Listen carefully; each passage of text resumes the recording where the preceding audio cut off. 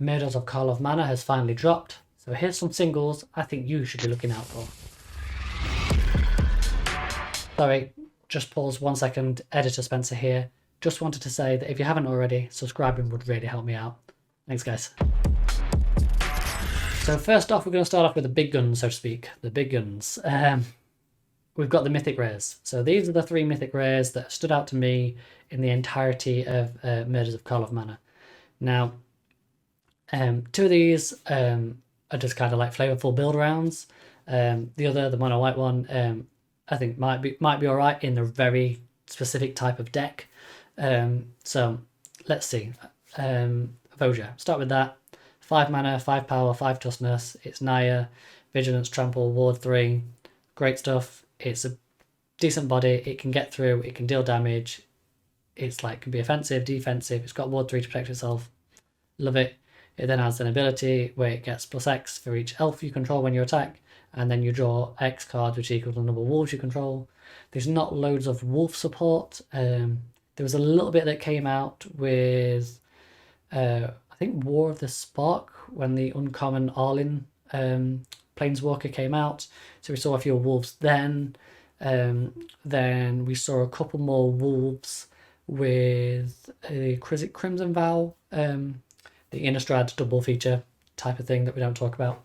But remember, wolves are different to werewolves. So, but yeah, I think that could be a nice, flavorful build around commander. So, yeah, these come in your pre-release. I'll say these. That card comes in your pre-release.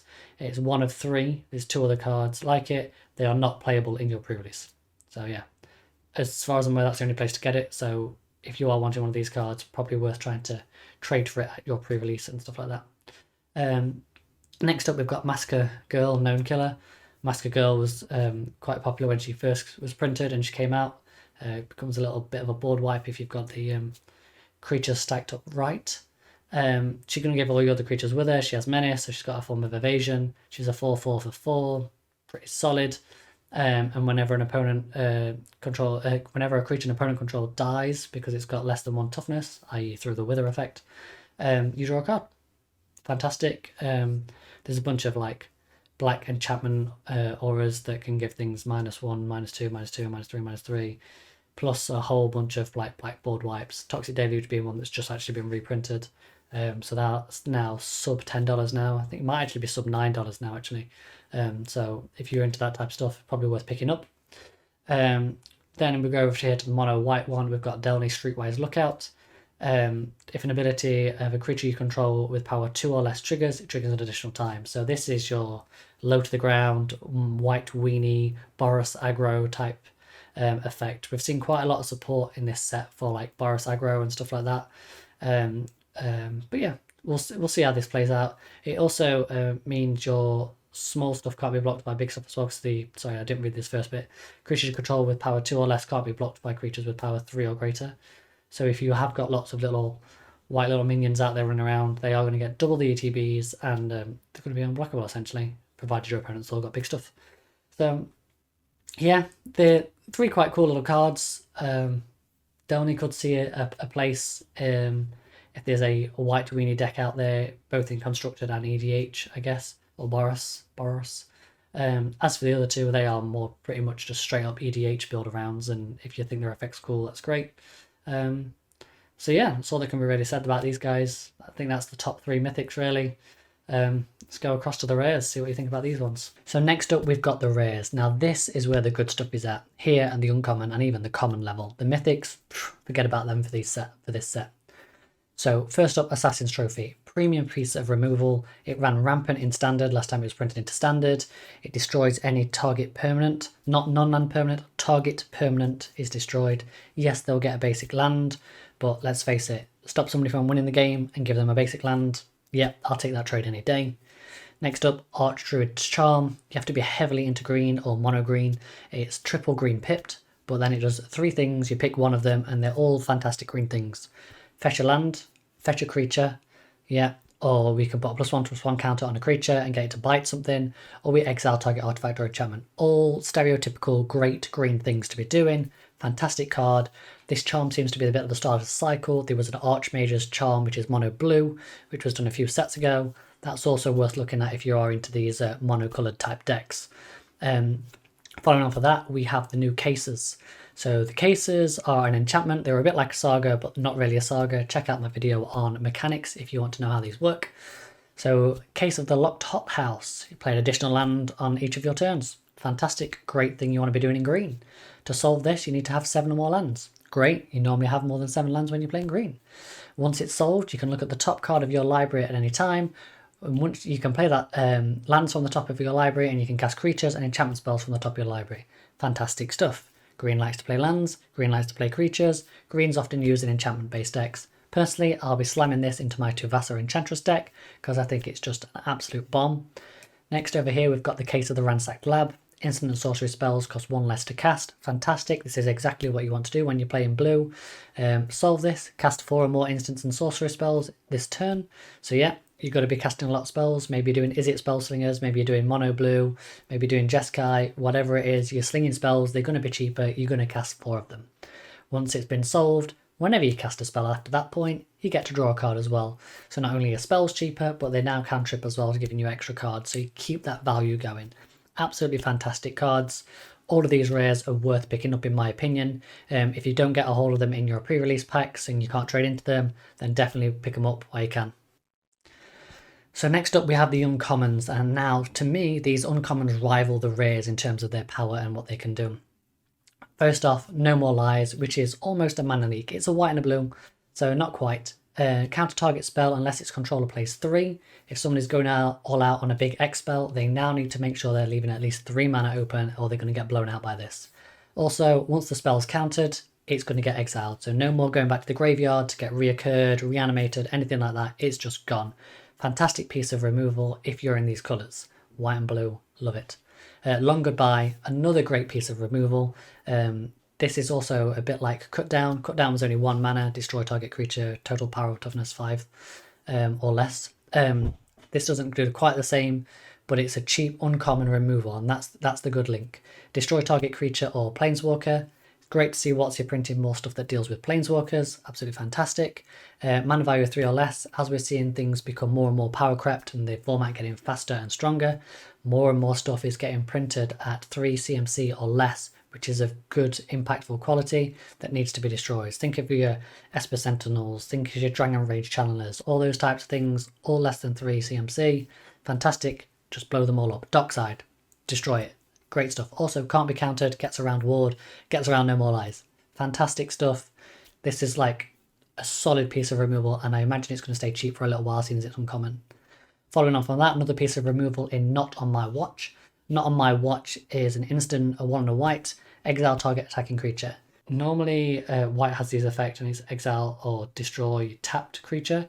This is just target attacking creature, so it doesn't matter whether it's tapped, untapped, it's got vigilance, not got vigilance, and also it's exile. So normally in Magic, the best time to cast a spell is at the last possible minute. So if somebody's attacking with something big, you wait all the way up until the point before it deals damage to make sure there's no added effects being put on, and then you can deal with it. Absolutely fantastic. It's only 2 mana, so it's not going to cripple you if you only leave 2 mana open at the end of each of your turns. Yes, it's no Swords to Plowshare, bits and bobs like that, and you can obviously get those effects, and they're still pretty cheap, but this is still a good pickup if you're in a big budget deck. So yeah, great removal, Not On My Watch. Lastly, the Crime Novelist, the one that everyone's writing about, so to speak. Whenever you sacrifice an artifact, put a +1/+1 counter on Crime Novelist and add red mana. Here we go. So play Darkside, makes a bunch of treasures, sacrifice one of the treasures, it's an artifact, makes a colour of your choice, and then it also makes a red. So this gives your treasures double mana. So it goes crazy with things like Dockside, and there's probably loads of combos which this goes into and makes enable. So yeah, absolutely fantastic card. All these are uncommon as well. It's got 3 toughness, so it can't be shocked. I think it's going to see some play, and people are going to like it. It's also a goblin, so it's not irrelevant in terms of that. Yeah, all these uncommons, absolutely fantastic. If I open any of these in my pre-release, I will be very, very happy. So now we're down to the common cards. Now, common does not mean weak in any way, shape or form. And if you think that, you need to go play Pauper and realise how crazy the format it actually can be. So, starting straight off with the Funky Fun card, the new Persistent Petitioners style thing. It's the Slime Against Humanity. Any number of cards named Slime Against Humanity in your deck. and it just benefits from that. Basically, slam them all in, build a Slime Against Humanity type deck. Absolutely great stuff. I'm a big fan of Biogenic Ooze, so the idea of building an Ooze deck is just really, really appealing, so this could be good fun. If people take to this type of card, we could see the price spike. Shadowborn Apostles, Petition Petitioners, they all started out as like cents, and then as soon as people start to realise, actually, this way of building a deck can be quite fun, then they start to go up. So if people latch onto this, they could see a spike in the common card. Not so many people are into oozes as they are into like the big dragons and the milling people out from type stuff strategies. So, you'll probably be okay. But yeah, bear in mind if you're building a deck and you need like 40 copies of it, it soon adds up. Next up, Toxin Analysis. This is just absolute great removal. It's not removal, but target creature gains death token lifelink until end of turn, and then you can investigate, which is just 3 bits of value for 1 mana. If you've got creatures and you're attacking in, and they give you a nasty block, or you want to attack in because they've got something big and nasty and they need to block, you can now give it Death Touch and use it as a piece of removal. Yes, you've used 2 cards to get rid of their 1 card, but obviously it depends on the situation that you're in. And if it's a big enough threat, it's worth it. It also gives yourself lifelink and obviously the investigate, so then it allows you to spend that 2 mana to sack the clue to then draw a card to search for more answers. Speaking of answers to other things, we've got Gearbane Orangutan, and this is just basically a braid on a stick. It's got reach, so it can block the pesky little flyers. When it enters the battlefield, destroy up to 1 target artifact, or sacrifice an artifact and you can put +1/+1 counters on it. 2 +1/+1 counters on it, sorry. But yeah, I would just treat this as artifact removal. We're going to see plenty of artifacts in the new set. There's going to be clues everywhere, let's face it. So yeah, if you're on a budget and you like to play creatures, this is a creature that can remove artifacts, There we go. Fantastic stuff. I just want to take a moment now to acknowledge the Surveil lands, which is the new rare land cycle that has come out in this set. I think the Surveil lands are better than the temples because I know they've been compared a little bit. There is just more support for things going into graveyard than scrying to the bottom, unless you're playing River Song, I guess. Elminster, is it? The scry planeswalker that no one plays. But if you're in those niche decks, then stick with the Scrylands. But the Surveil lands, there's just a lot more synergies for stuff going into the graveyard, and people will be able to get stuff out, stack your graveyard. So, yeah, I think the price will come down a little bit from what they are currently listed at. But some of the colours I think will still maintain their value. The Dimir one and the Golgari ones, they won't drop as much because obviously they're the popular graveyard colours. But the other ones, like the Sledging and stuff, they'll probably not be worth much. So yeah, that's about it. There was another good card that I quite liked that I didn't put on the list, which was Outrageous Robbery.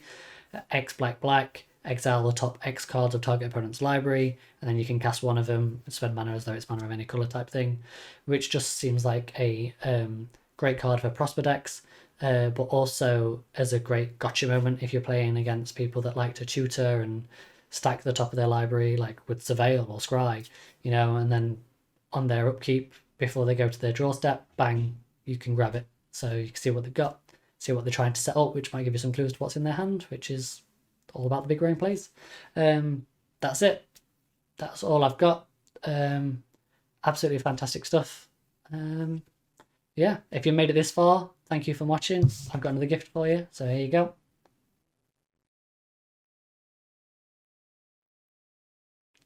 Enjoy. See you in the next video. For now.